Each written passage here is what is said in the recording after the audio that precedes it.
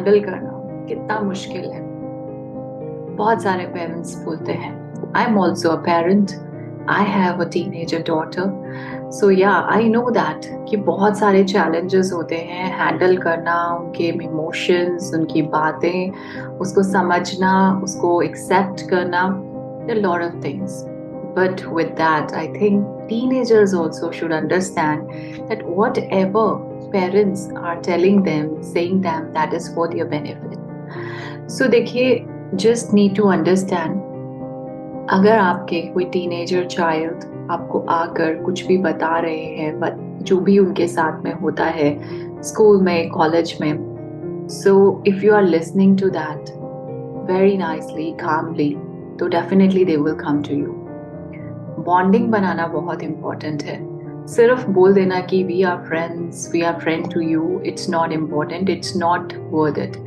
आपको पूरी तरह से वो फ्रेंडशिप वाला बॉन्ड जो है वो रखना बहुत इम्पोर्टेंट है, ताकि आपके बच्चे आकर आपके साथ में हर एक चीज डिस्कस करें, शेयर करें। That's very important. With that, बच्चों को क्या समझना है? देखिए, बच्चों को ये समझना है कि ऐसा नहीं है कि हम लोग, जो उनकी एज गैप है, उनके पेरेंट्स हैं, जनरेशन गैप है, ऑफ कोर्स उसको गैप को फिल करना इज लाइक क्वाइट टफ। वहां से उनको आगे आना पड़ेगा, ये पीछे जाएंगे नहीं।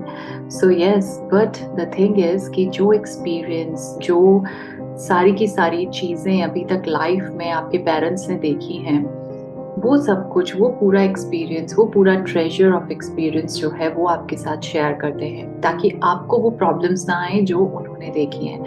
एंड लाइफ में पेरेंट्स क्यों होते हैं? जब हम अपना प्लान क्रिएट करते हैं तो सबसे पहले पेरेंट्स का जो चुनाव होता है, या कहेंगे सिलेक्शन होता है, वो होता है कि पेरेंट कौन होंगे। क्योंकि साल जो है जिंदगी के स्टार्टिंग के 18-19 साल, जिसमें कि हम डिपेंड होते हैं अपने पेरेंट्स पे, उनके साथ रहते हैं, उनकी, वो हमारे को बड़ा करते हैं, रेज करते हैं, हमारे पे स्पेंड करते हैं, इन्वेस्ट करते हैं हमें, पैसे भी, टाइम भी, इमोशंस भी, फीलिंग्स भी। तो वो बहुत ज्यादा उसके लिए सिलेक्शन के टाइम पे एक थॉट किया जाता है कि ओके फाइन, ये हमारे पेरेंट्स होने वाले हैं, क्योंकि ये हमें सिखा पाएंगे जो हम सीखने आए हैं, या जो हमारी लाइफ का पर्पस है, ये पेरेंट्स बिल्कुल ठीक रहेंगे। आप हमारे बीइंग पेरेंट, आप हमें ये हेल्प करना, ये सब करना। तो जब वो लाइफ के जो स्टार्टिंग के 17-18 साल होते हैं, उसमें पेरेंट्स का बहुत बड़ा रोल होता है।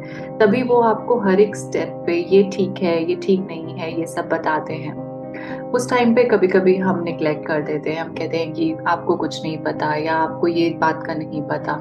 लेकिन आफ्टर सम टाइम जब हम पेरेंट बनते हैं और हम उसी चीज को फील करते हैं, तब पता चलता है। तो this is the way it is. और आपको पेरेंट्स की जो एडवाइस की जरूरत है, वो ज्यादातर देखा जाए तो वो टीन एज तक रहती है। फिर उसके बाद में जब आप अपनी इंडिपेंडेंसी में आ जाते हैं, जॉब में आ जाते हैं, अर्न करना स्टार्ट करते हैं अपनी लाइफ के लिए, तो आपके पास एक्सपीरियंस आना शुरू हो जाता है पूरे वर्ल्ड से। एंड आफ्टर सम टाइम, जब आपके पेरेंट्स ओल्ड होते हैं, तो उस टाइम पे वो आपकी एडवाइस लेते हैं, आप उनको एडवाइस देते हैं। So the circle turns that way. Same with the schools. जब आप स्कूल में हैं, कॉलेज में हैं, जब तक आप पढ़ रहे हैं, आपके टीचर्स आपको हेल्प करते हैं, एडवाइस करते हैं, टीच करते हैं। लेकिन आफ्टर सम टाइम, जब आपकी स्टडीज कंप्लीट हो जाती हैं, एक जो बेसिक स्टडी है, traditional study till college, after that आप जब एक रियल वर्ल्ड में आते हैं, तब वो टीचर्स आपको एडवाइस नहीं करते, लेकिन उनकी बताई हुई सारी बातें, सारी सीख, सारी टीचिंग्स, वो आपको जो है बेनिफिट्स देती है। So this is the way it is. Try and understand. Teenagers को समझना है कि जो भी पेरेंट्स बता रहे हैं वो उनके भले के लिए है इस टाइम पे। और पेरेंट्स को भी, अगर आप बहुत ज्यादा एक स्ट्रिक्ट पेरेंट हैं, तो स्ट्रिक्ट होना बिल्कुल भी गलत नहीं है, लेकिन स्ट्रिक्ट होने के साथ साथ बच्चों के साथ वो बॉन्डिंग रखना, उनके साथ में बैठना, बात करना, उनकी सारी बातें सुनना बहुत इंपॉर्टेंट है। अब द पॉइंट इज दिस कि why the kid comes and tell you everything. क्योंकि वो ये समझता है कि आप उसकी पूरी बात सुनते भी हैं और उसको एक्सेप्ट भी करते हैं। अगर उसकी बात में बिल्कुल सच्चाई है और कुछ ऐसा जिससे आप खुश हो जाएं, प्राउड फील करें, तो वो डेफिनेटली खुश होके बताएगा। लेकिन क्या वो सिर्फ यही बातें बताए आपको? उसको आपको सारी बातें बतानी है, चाहे उससे कोई गलती हुई है, चाहे उसने कोई प्रॉब्लम क्रिएट करी है, आपको आकर वो हर एक चीज बताए। That is the good bonding. और उसके ऊपर अब ये नहीं है कि एक बार के आपका जो बच्चा है वो आया, उसने आपको आके बताया मैंने ये गलती कर दी, और आप उसको डांटना शुरू कर देते हैं। अगर आप उसको डांटते हैं तो डेफिनेटली वो दूसरी बार आएगा, लेकिन तीसरी बार वो नहीं आएगा। वो कहेगा कि मुझे यहाँ से डांट पड़ती है, मैं नहीं बताने वाला हूँ अपनी गलती।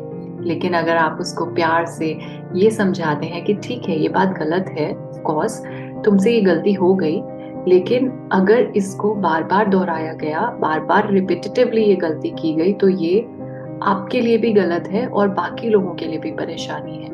आपने ये बहुत अच्छा किया कि इसको आके आपने सच बता दिया, आपने ये एक्सेप्ट किया। आप बहुत ब्रेव हो, आपको गट्स चाहिए थे और आपके पास ये गट्स थे कि आपने सच बोला। लेकिन उस अप्रिसिएशन के साथ आप उनको ये बताएं कि उसमें गलती क्या है, ताकि वो फिर से ना रिपीट करें। लेकिन अगर आप उनको पहली ही बार में डांट देते हैं, फटकार देते हैं, तो next time that kid will never share anything with you. वो कहेंगे यहाँ से डांट पड़ती है, एक्सेप्ट करते नहीं है, वो कोई और फ्रेंड ढूंढना शुरू कर देंगे जिसको वो बता पाए।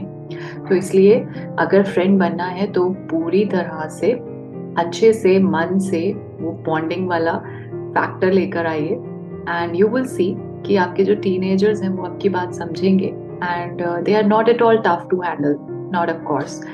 तो ट्राई कीजिए, थोड़ा सा आप आगे बढ़िए, थोड़ा सा वो अपने आप एडजस्ट करेंगे, पीछे आएंगे अगर आप दिखाएंगे कि आप आगे बढ़ रहे हैं। So try to accept everything, try to accept, try to handle them with care, with love, with affection, and try to make that bond between you and your teenager. Okay, so thank you so much, and just spread love. Thank you.